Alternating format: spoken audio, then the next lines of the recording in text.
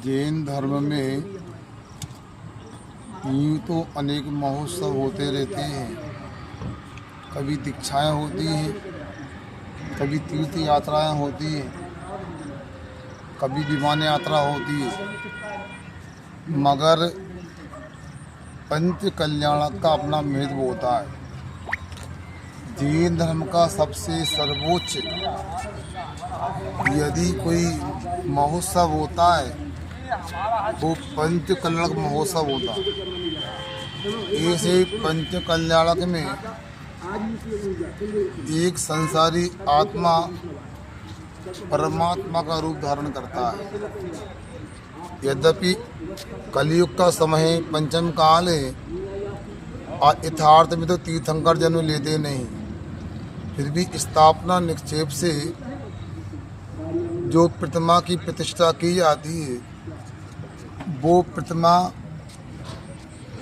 शिल्पकार के द्वारा तो प्रतिमा के रूप में ही बनती है, किंतु जब उस प्रतिमा को पंच कल्याण के माध्यम से हजारों श्रावक श्राविका इंद्र इंद्राणी बन करके और प्रतिष्ठाचारी अपने अनुष्ठान करा करके और मुनि महाराज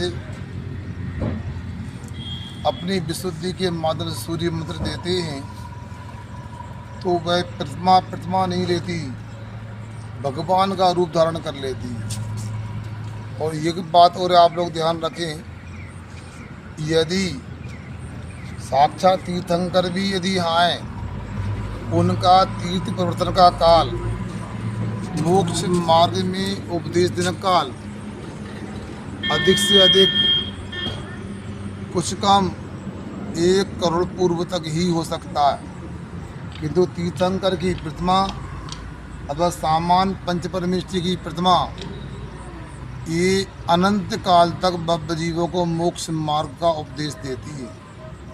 इसलिए मोक्ष मार्ग में जिन प्रतिमा का एक अद्भुत अनुपम महत्व बतलाया गया है।